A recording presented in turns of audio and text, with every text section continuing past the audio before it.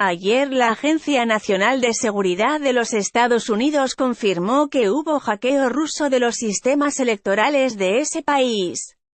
Atacaron las redes electorales en 21 estados de la Unión Americana e incluso ingresaron en las listas de votantes. Es un agregado más a la información que ya habían dado las 17 instituciones de seguridad e inteligencia americanas, algo inédito que todas coincidan en un diagnóstico sobre la ilegal intervención rusa en los comicios estadounidenses del 2016.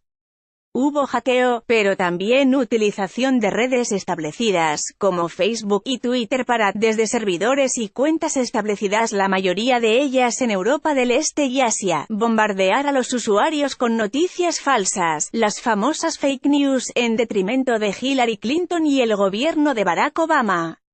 No es una versión, es un hecho confirmado por todas las agencias de seguridad de Estados Unidos.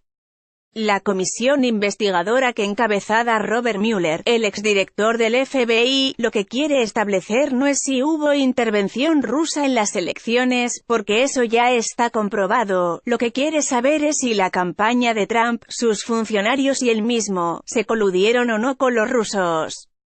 Esquemas similares a lo ocurrido en Estados Unidos se dieron en Holanda, donde el hackeo a los sistemas obligó al recuento voto por voto, manual, de los comicios, en el referéndum catalán, en las elecciones francesas apoyando a Marine Le Pen, notoriamente en el Brexit, y fueron más o menos graves en la medida en que las agencias de seguridad locales pudieron por lo menos identificarlos.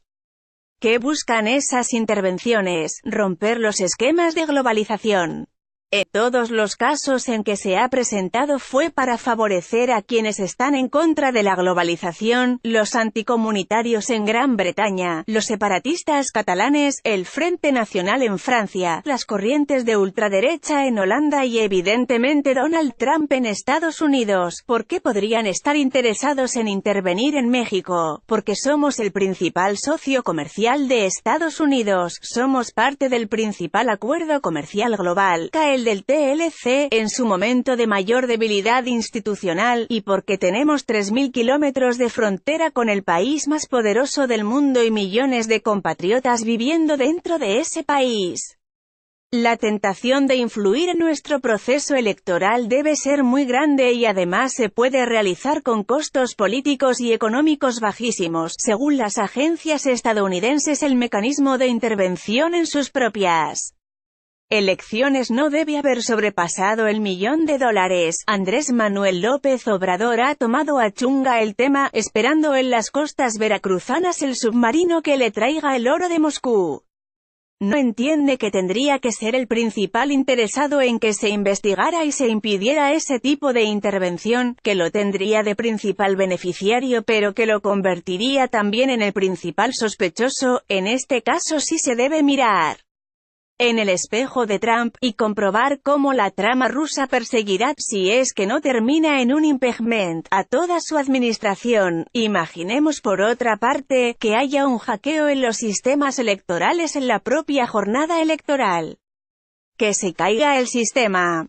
No es la primera vez que en comicios federales o locales se intenta interferir en los sistemas, pero siempre esas amenazas, provenientes de intentos locales, han sido bloqueadas. ¿Qué pasaría si un intento mayor, realizado desde distintos puntos del orbe, lo logra, no solo para que gane un candidato determinado, sino también para desestabilizar la frontera sur de la Unión Americana?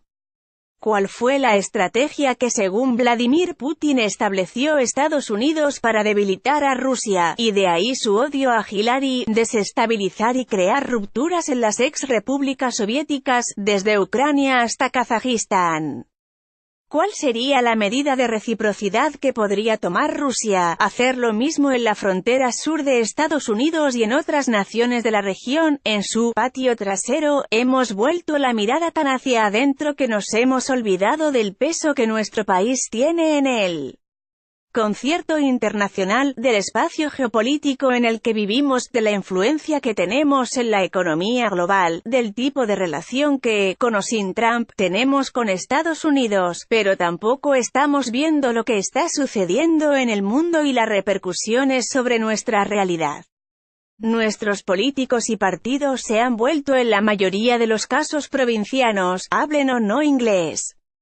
Por eso hay candidatos que pueden no tomarse en serio este tipo de amenazas o la ven como una repetición de las historias del oro de Moscú de la época de la Guerra Fría, quizás porque sus visiones de la realidad se quedaron en esa época, sin comprender que, paradójicamente, hay muchos intereses que preferirían que el mundo regresara a ella, lejos de una globalización que no les interesa ni conviene.